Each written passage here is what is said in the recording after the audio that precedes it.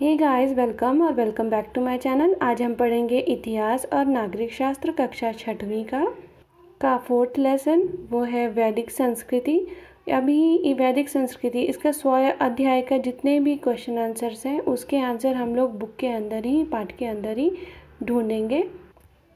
100 अध्याय का देखेंगे। पहला जो प्रश्न है वो देखिए लिखा हुआ है, पहला पाठ में दिए गए पाठ्यांश का विचार करके उत्तर लिखो। तो जो इसका फर्स्ट है वो है वैदिक साहित्य में विदुषियाँ। तो वैदिक साहित्य में कौन कौन सी विदुषियाँ थी उनका नाम था, यहाँ पे देखिए लिखा हुआ है, लोपामुद्रा, गार्गी, मैत्री जैसी कुछ विदुषियों का उल्लेख वैदिक साहित्य में मिलता है।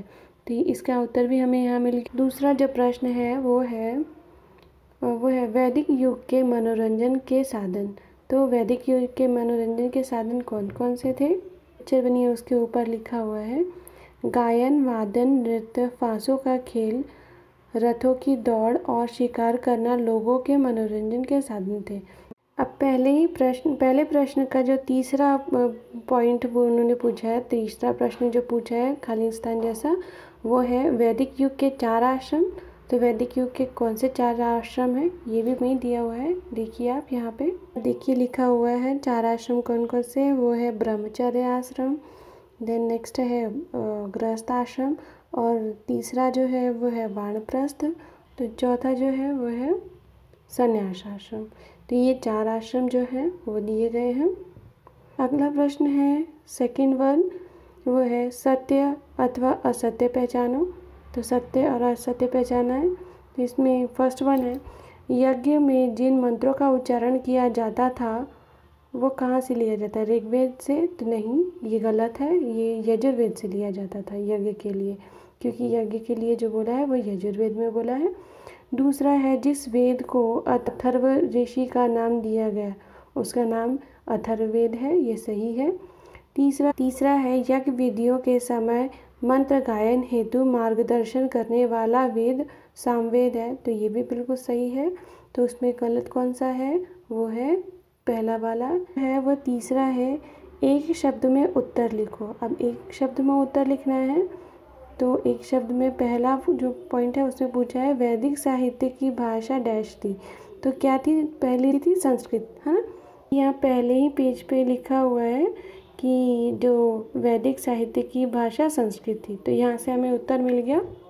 अगला पूछा है विद का अर्थ डैश है। तो विद का अर्थ क्या है ये भी हमें बुक में ही मिलेगा, लिखा है विद, लेकिन इसका है विष, है ना। तो विष का आंसर जो है वो है कई विष मिलाकर जन बनते हैं। तो यहाँ पे हमें ये उत्तर मिल गया। अब नेक्स्ट तीसरा जो पूछा हुआ है वो क्या है, गोधूम का अर्थ डैश है। तो गोधूम का अर्थ क्या है? लास्ट में लिखा हुआ है गोधूम का अर्थ गेहूँ होता है। तो यहाँ पे गोधूम का अर्थ बता दिया गया, गेहूँ से है। तो यहाँ पे है परिवार का प्रमुख से तात्पर्य डैश से है। तो किससे है? देखिए लिखा हुआ है, परिवार का वरिष्ठ पुरुष परिवार का प्रमुख अर्थात गृहपति होता है। यहाँ पे भी मिल गया हमें आंसर। श्रेणियों के प्रमुख को डैश कहते हैं, तो क्या कहते हैं?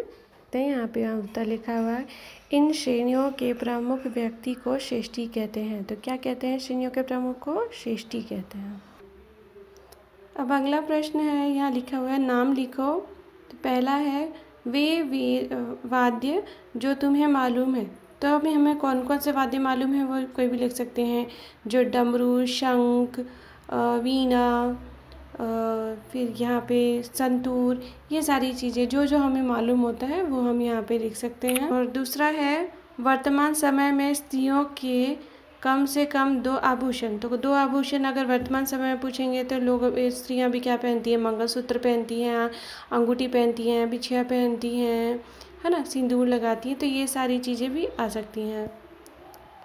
वर्तमान मनोरंजन के साधन। तो मनोरंजन के साधन अभी हम वर्तमान में क्या यूज़ कर रहे हैं? लैपटॉप यूज़ कर रहे हैं, इंटरनेट, टीवी, फ़ोन, है ना। ये सारी चीज़ें भी हम लिख सकते हैं। अगला प्रश्न है संक्षेप में उत्तर लिखो। उसके अंदर देखिए फर्स्ट बुलेट है, वैदिक युग के लोगों के भोजन में किन किन पदार्थों का समावेश था? तो किन उत्तर दिया हुआ है वैदिक, लास्ट में देखिए, है ना, येलो वाले पे देखिए, वैदिक समय के लोगों के भोजन में मुख्य रूप से गेहूँ, जौ, चावल जैसे धानों का समावेश था। इन धानों से वे विभिन्न पदार्थ बनाते थे। वैदिक साहित्य में यव, गोधूम, व्रीहि जैसे शब्द पाए जाते हैं। यव अर्थात जौ, बाली, गोधूम अर्थात गेहूँ और व्रीहि अर्थात चावल है। वैदिक लोगों को दूध, दही, मक्खन, घी, शहद जैसे पदार्थ प्रिय थे। उनके भोजन में उड़द, मसूर, तिल तथा मांस जैसे पदार्थों का भी समावेश था। तो यहाँ पे हमें इसका आंसर मिल गया। फिर दूसरा देखिए, लिखा है वैदिक युग में गायों की विशेष सावधानी क्यों बरती जाती थी। तो इसका उत्तर है के ऊपर देखिए, यहाँ पे लिखा हुआ है कि जो गाय जो थे विनिमय के रूप में गायों का उपयोग किया जाता था। फलस्वरूप गायों को विशेष महत्व और मूल्य प्राप्त था। गायों को कोई चुरा कर ना ले जाए, इसकी विशेष सावधानी बरती जाती थी। तो यहाँ पर हमें इसका उत्तर मिल गया। वन है संन्यास आश्रम में मनुष्यों से किस प्रकार के आचरण की अपेक्षा की जाती थी। तो संन्यास आश्रम जो था, जो 4 आश्रम बताए हैं उसमें से जो लास्ट है संन्यास आश्रम, उसे मनुष्य की किस प्रकार के आचरण की अपेक्षा की जाती थी। तो ये इसका उत्तर भी हमें बुक में मिलेगा। देखिए यहाँ लिखा हुआ है गुरु और शिष्य का जो फोटो बना हुआ है उसके नीचे देखिए येलो पार्ट पे लिखा हुआ है चौथे चरण से तात्पर्य है संन्यास आश्रम से है। इस चरण में मनुष्य सभी रिश्ते नातों को त्याग कर मानव जन्म का अर्थ समझने में जीवन व्यतीत करे, बहुत समय तक एक स्थान पर ना रहे, यह संकेत निहित था। तो इसका भी उत्तर हमें यहाँ मिल गया। छठा है टिप्पणी लिखो। तो टिप्पणी लिखो में देखिए पहला है वैदिक युग की धार्मिक संकल्पनाएं। अब वैदिक युग की धार्मिक संकल्पनाएं कौन कौन सी थी। अब ये टिप्पणी लिखना है तो ये बहुत ही बड़ा होगा। यहाँ देख सकते हैं बुक में ही आंसर दिया हुआ है। धार्मिक संकल्पनाएं ये वैदिक युग की है। तो यहाँ से देखिए ये वैदिक युग से शुरू होकर के यहाँ से स्टार्ट होकर के ये पूरा पैराग्राफ जो है संकल्पनाओं का ही है। अगर मैं पढ़ूँगी तो वीडियो बहुत बड़ा हो जाएगा, तो आप यहाँ से इसका उत्तर ले सकते हैं। भाई आप सेकंड वाला देखेंगे, उसमें लिखा है वैदिक युग के मकान। तो वैदिक युग के मकान कैसे थे, इसका भी उत्तर हमें बुक में ही मिलेगा। वो ये रेड कलर का जो हाइलाइटर यूज़ हुआ है वहाँ पे देखिए वैदिक समय में मकान मिट्टी अथवा टट्टियों, बाड़ों से बने होते थे।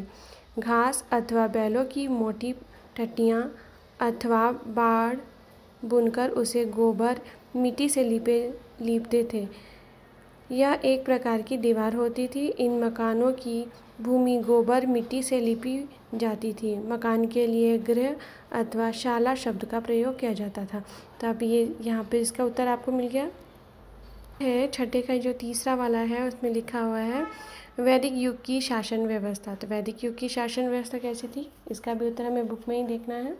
कहते हैं वैदिक युग की शासन व्यवस्था, ये फुल पैराग्राफ है, आप फुल पैराग्राफ देख सकते हैं।